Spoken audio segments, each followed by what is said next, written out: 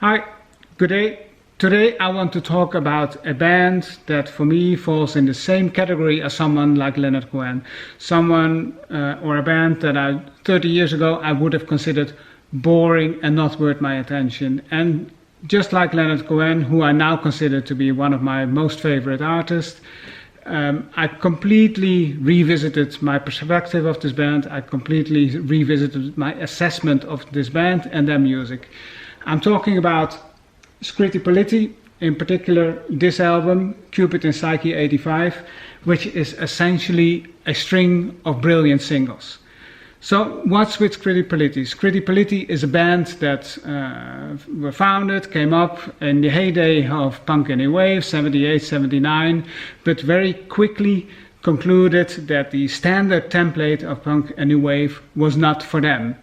Rather than, as they called it themselves, being lobotomized by the very narrow boundaries of what was accepted at the time, they wanted to do something else. And that something else to them was making brilliant, perfect pop music.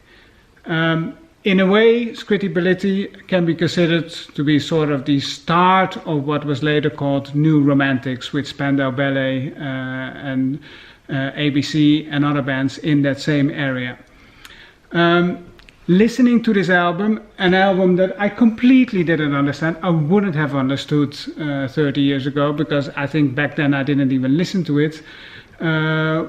What I now hear is perfect pop music in a way that is not being produced anymore. Perfect pop music meaning that it's all polished, but in a good way, that you have a variety of instruments, so not only guitar, bass, drums, but also keyboard, synthesizers, saxophone, and other type of instruments, and that all of those basically flow in and out of the composition. It's the quality of the compositions that makes this album so great and such a worthwhile listening experience.